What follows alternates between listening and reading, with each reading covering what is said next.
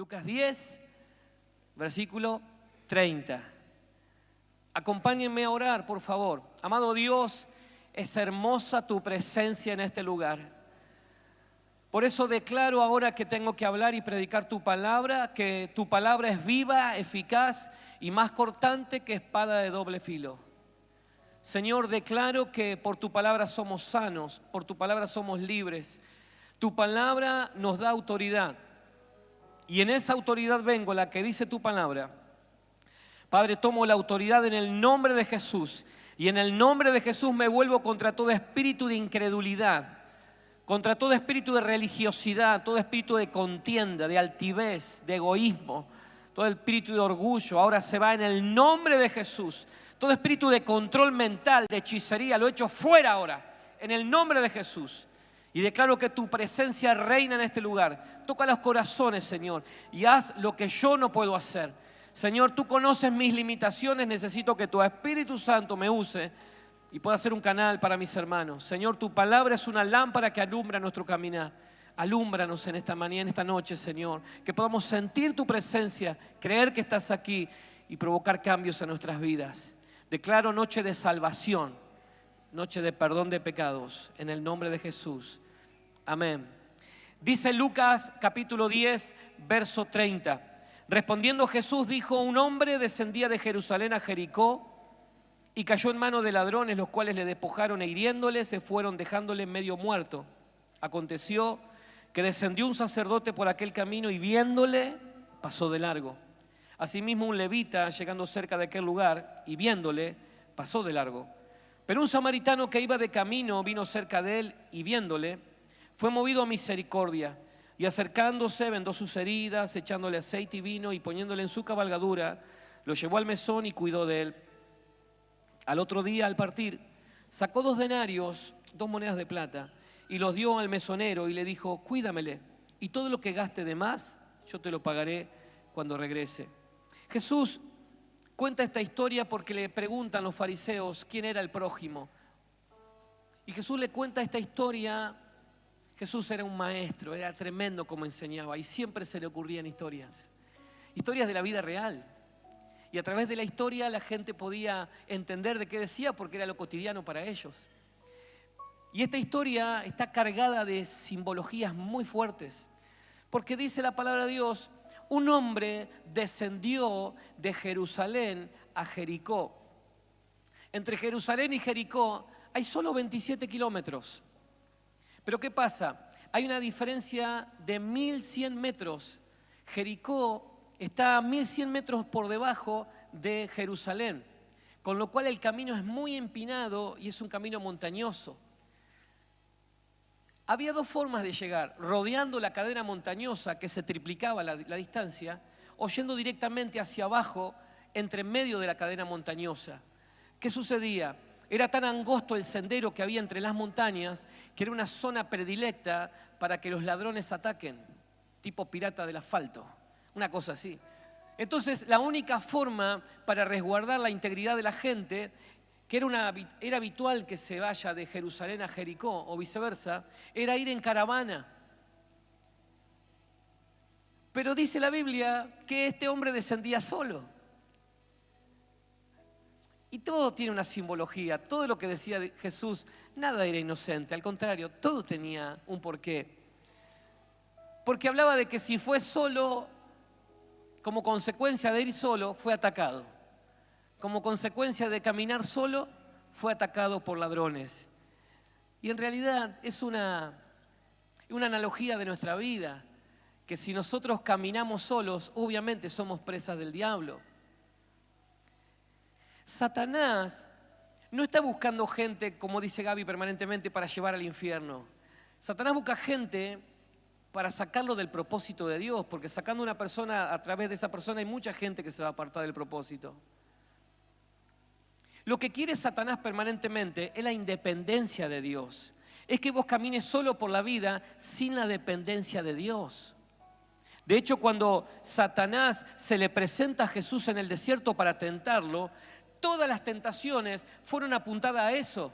¿Para qué vas a depender de Dios? Si escrito está, te podés tirar y no te va a hacer nada. Las tentaciones que Satanás le hizo a Jesús fueron apuntadas a eso. Le decía, si eres el Hijo de Dios, decile a estas piedras que se conviertan en pan. O sea, no le pidas al Padre, si vos lo podés hacer. Y en realidad es lo que el diablo permanentemente le dice a la humanidad. No hace falta que dependas de Dios. Viví tu vida como se te antoje. Camina solo por la vida, no le rindas cuenta a nadie, porque mientras seas una persona buena, que no hagas el mal, la vida te va a ir bien. Satanás lo que procura permanentemente es aislarte de Dios, es la independencia de Dios. Vos lo podés lograr, en tu fuerza interior lo puedes lograr. Pero la palabra de Dios es muy clara. En el libro de Juan capítulo 15, verso 5 dice, yo soy la vid y vosotros los pámpanos, los brotes. El que permanece en mí y yo en él, este lleva mucho fruto, porque separado de mí, nada puedes hacer, nada podéis hacer. Habla de la dependencia absoluta que tengo que tener con mi Padre, una dependencia permanente y absoluta y no a veces. Era un camino peligroso y en lugar de tomar el camino largo, tomó el camino empinado y lo hizo solo. Qué problema cuando caminamos solo por la vida sin rendirle cuenta a nadie y menos a Dios. Qué peligroso que es tomar decisiones sin consultar a Dios. Si tomás decisiones sin consultar a Dios, si tomás decisiones apresuradas, obviamente vas a ser robado, vas a ser atacado, vas a ser tirado a un costado del camino. Pero no solamente que fue solo, sino que este hombre tomó ese atajo porque el camino era mucho más corto. Y ahí me sale y me dispara para otra cosa, porque Jesús quiso decir, qué peligroso es tomar atajos. Qué peligroso es querer ayudar a Dios y acelerar los tiempos. Dios tiene un tiempo para cada uno de nosotros. El problema es cuando nosotros queremos ayudar a Dios y tomamos atajos. Tomamos atajos desde el fraude, desde la coima. No quiero hablar mucho de esto porque no quiero herir a muchos. Pero a veces queremos tomar atajos. ¿Lo digo o no lo digo?, dijo la chica. A veces queremos ayudar a Dios con nuestra economía, tomando atajos. No tengo el descuento escolar para viajar. Pero no seas pavo, sacate la sube a través de tu abuela. Pero mi abuela no estudia. No importa que la saque ella y tener la tarifa social. No puedo sacar crédito, que lo saque tu abuela que no le cobran tanto interés. Dios permitió que tengas una abuela jubilada y lo saques a nombre tuyo. Son atajos. Eso es fraude, querido hermano. Estás defraudando al Estado. Estás defraudando al Estado. Voy a radicar mi auto en otra provincia para pagar menos y voy a decir que vivo en otra provincia. Eso es fraude. Eso es atajos para ayudar a Dios con mi economía. Eso es fraude. Veo que están haciendo así. Son atajos que te llevan a mal destino. Son atajos. Evadir al fisco. Son atajos que uno toma. Y cada vez que uno toma atajos siempre termina mal. Lo ayudo a Dios. Hay pozo vacante en el loto. Voy a orar y en el nombre de Jesús al puesto a los números que me di al Espíritu Santo. Y de todo pondré el diezmo. Trae el diezmo, pero no apostes. Son atajos.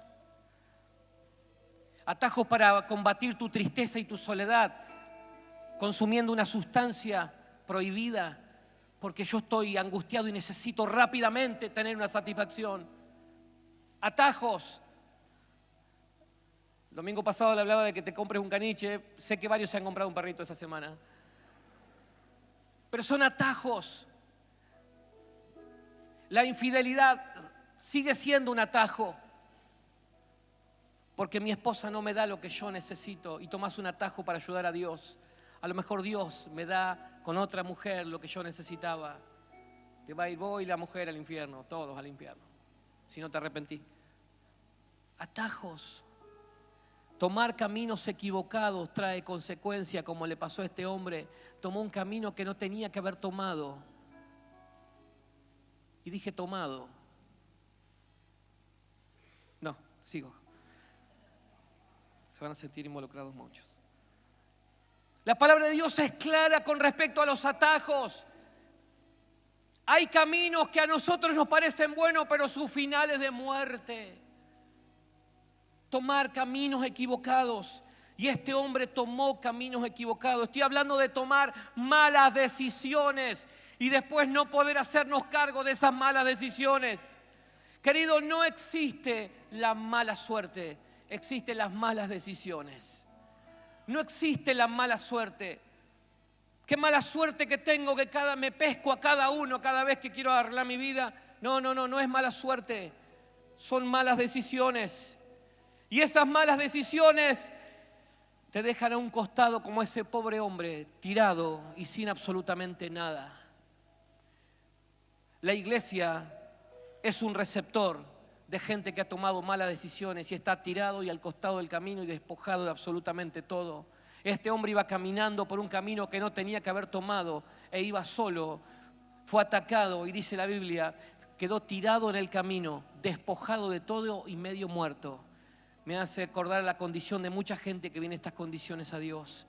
Viene despojado de todo. Perdí mi familia, perdí todo. Me quiero matar.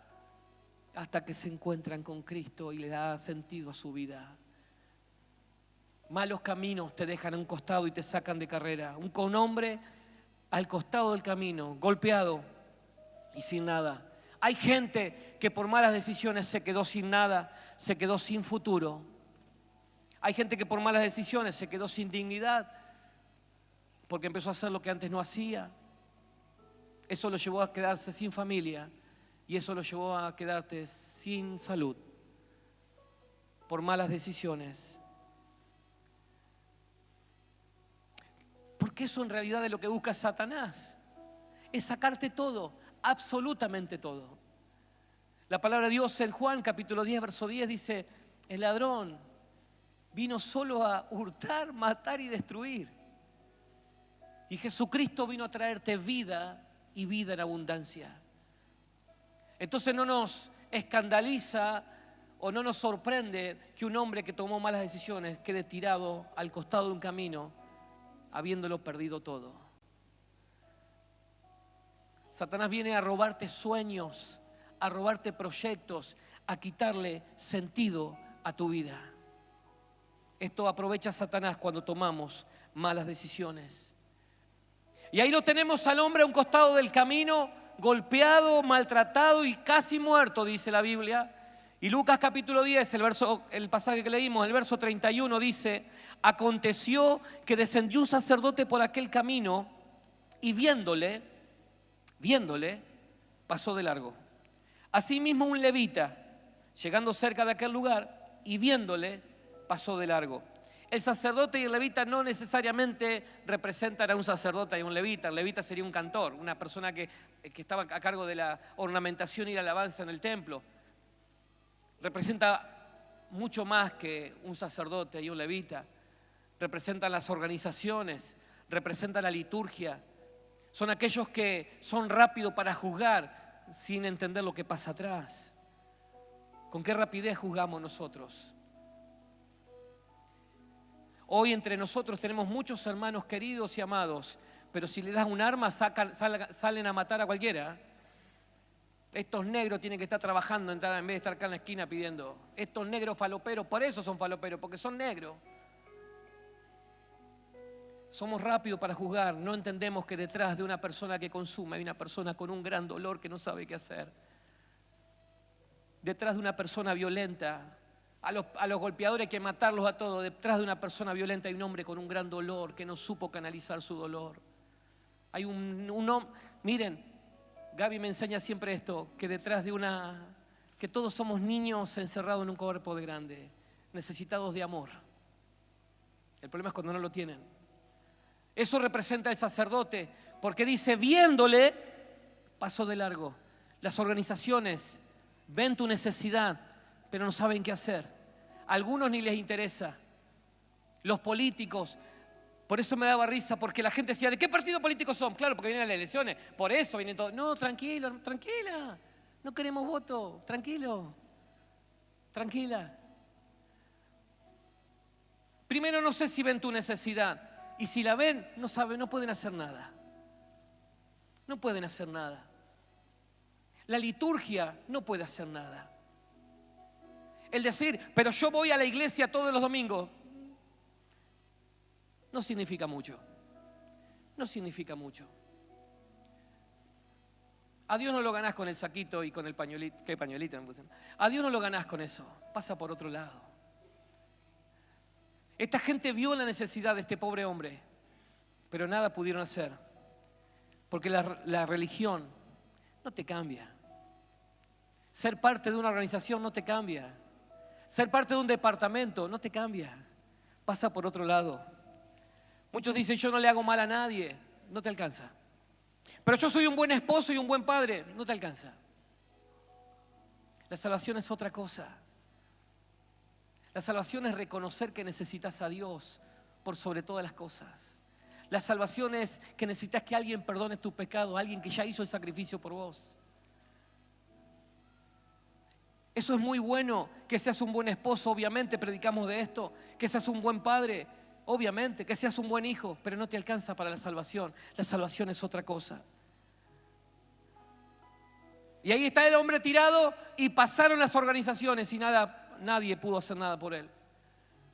Y en el verso 33 dice, pero un samaritano que iba de camino vino cerca de él y viéndole fue movido a misericordia. Hago un paréntesis. El hombre que estaba tirado en el piso era un judío. El sacerdote era judío y el levita era judío.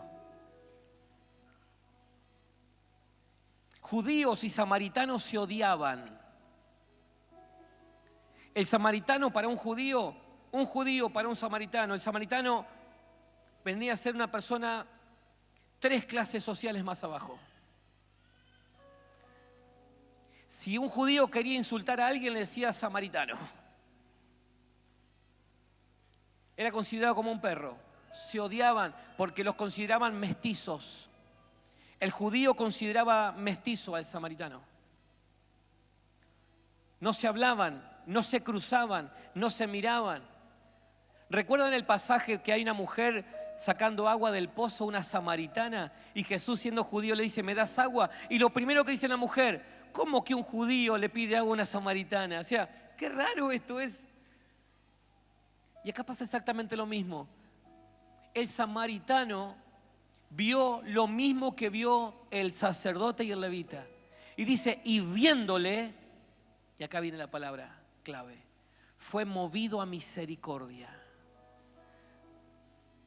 El samaritano, obviamente, era una persona odiada, una persona despreciada por el pueblo judío, pero el samaritano hizo lo que otros no hicieron. Si alguien calificaba para poder ayudar a esa persona, obviamente era la religión, era el sacerdote, era el levita, pero sin embargo fue un samaritano. Y cuando veo esto me trae a la memoria un judío que sí fue movido a misericordia, con las mismas características, despreciado, desechado, con la gran diferencia que él vino para entregar su vida. En Isaías capítulo 53 habla de Jesús y dice, despreciado y desechado entre los hombres, varón de dolores, experimentado en quebranto, y como que escondimos de él el rostro, fue menospreciado y no lo estimamos. Ciertamente llevó él nuestras enfermedades, sufrió nuestros dolores, y nosotros le tuvimos por azotado, por herido de Dios y abatido. La persona que está tirada al camino, pasó a alguien que fue movido a misericordia. Misericordia quiere decir latir al unísono, quiere decir sentir la miseria del otro, sentir la miseria que vive el otro. Jesús, cuando me vio y cuando te ve, es movido a misericordia porque siente lo que vos sentís. Y vos podés decir, pero ¿cómo puede ser que Jesús, siendo Dios, sienta lo que yo tengo? Porque Jesús fue menospreciado, fue desechado y fue varón de dolores. Jesús sufrió la soledad, sufrió el desamparo, sufrió la oscuridad. ¿Cómo no te va a entender si Él en carne propia cargó el pecado tuyo y mío? ¿Cómo no va a entender tu dolor? ¿Cómo no va a entender tus lágrimas? Si Jesús le dijo al Padre, Padre, si es posible, pasa de mí esta copa. Y el mismo Cristo dijo, Dios mío, ¿por qué me dejaste? ¿Cómo no va a entender tu soledad? De la misma forma, Él te ve tirado al costado de un camino y Jesús es movido a misericordia. Detiene su marcha para abrazarte y cargarte. Dice la palabra de Dios que Él vendó las heridas, lo curó con aceite y vino y lo llevó a un lugar de paz, de refugio. Eso es lo que hace Jesús cuando te ve en tu necesidad, tirado y al costado del camino. Porque Él ya vivió todos tus dolores. Él ya vivió todo lo que vos sentís. Él vendó sus heridas. Vendar heridas, saldar cuentas. Cerrar heridas es que las cosas queden saldadas. El Salmo 103, versículo 3 dice: Él es quien perdona todas tus iniquidades, el que sana todas tus dolencias. En Él se saldan las cuentas. En Él no hay cuentas pendientes, porque Él ya pagó el precio por nosotros. Y en Él nuestras heridas son cicatrizadas. Hermanos, yo me maravillo cada semana del amor de Dios a través de tantas personas. Al final de cada noche, cada día nos juntamos con Gaby porque nos vemos muy poco y a la noche sí nos charlamos de lo que pasó en el día. Y Gaby me cuenta cada testimonio de gente que viene día tras día. Gente realmente desechada por la sociedad. Gente con mucho dolor, con heridas profundas. Y ella ve cada día cómo es sanada esa gente y se va resignificando el dolor. Días pasados entré a uno de los talleres de música de los grupos que se trabajan aquí en la iglesia. Gente con problemas realmente serios, hermano. Si vos crees que tenés problemas, un día de esto venite acá y va a ver la gente que realmente tiene problemas. Y estaban cantando todos. Yo digo, esta gente vino destrozada hace un mes y ahora está cantando con tanta alegría. Porque es Jesús el que sana las heridas. ¿Cómo no amar a Dios que me amó primero? ¿Cómo no amar a Dios que se entregó por nosotros? Que Él con todo lo que tiene, Él se detiene para mirar tu lágrima, para mirar tu necesidad y curar tu herida. Verso 35 del capítulo 10 de Lucas, seguimos con el pasaje y voy terminando. Y dice, otro día, al partir, sacó 2 denarios y lo dio al mesonero y le dijo, cuídamele, y todo lo que gaste de más, yo te lo pagaré.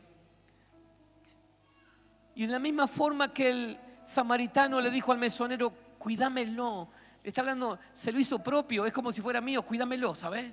Cuídamelo bien, y yo voy a pagar todo, pero cuídamelo, como si fuera propio. De esa misma forma Jesús nos hace propios, porque dice que en Él se cargó todo el pecado. Dice la palabra de Dios que en sus hombros están nuestros nombres, el tuyo y el mío. Él cargó en la cruz todo el peso de tu maldad y de mi maldad. Él nos cargó en sus hombros. ¿Cuántos le dieron la espalda a Dios?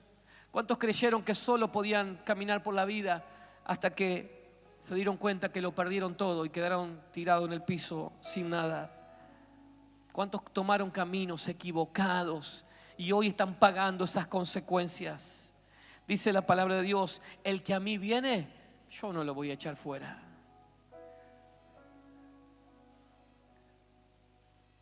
Lo veo a ese hombre que pasaron los días. Se levanta y dice, ¿qué me pasó? Te golpearon, te hicieron mal. ¿Y quién me trajo acá? alguien que pagó, te curó. ¿Y cuánto le debo? Nada, ella pagó todo. Eso te va a pasar cuando te acerques a Cristo. Vas a tener una nueva vida. Y vas a decir, ¿y cuánto hay que pagar? No, ella pagó el precio. Fue mucho, fue morir en la cruz. ¿Y cuánto le debo? Nada. Él en esta noche está acá para sanarte. Y no solamente le hablo a la gente que nunca vino a la iglesia, le hablo a gente que hace años están en la iglesia ocupando cargos en ministerios y hoy están al costado del camino sufriendo. Él detiene la marcha para abrazarte y sanarte las heridas. La sangre de Cristo aún tiene poder para sanarte. ¿Cuántos creen esto? Y yo declaro en el nombre de Jesús que aquí hay suficiente unción de Dios para sanar heridas. En el nombre de Jesús, recibí esta palabra en el nombre de Jesús. Hay suficiente unción de Dios para sanar heridas, para revertir malas decisiones en el nombre de Jesús. Y Él te da un camino nuevo. Él resignifica tu camino en el nombre de Jesús. Si te estás lamentando por malas decisiones, yo declaro en el nombre de Jesús que Él resignifica toda mala decisión y empezás a tomar caminos correctos, caminos que vienen de parte de Dios. En el nombre de Jesús.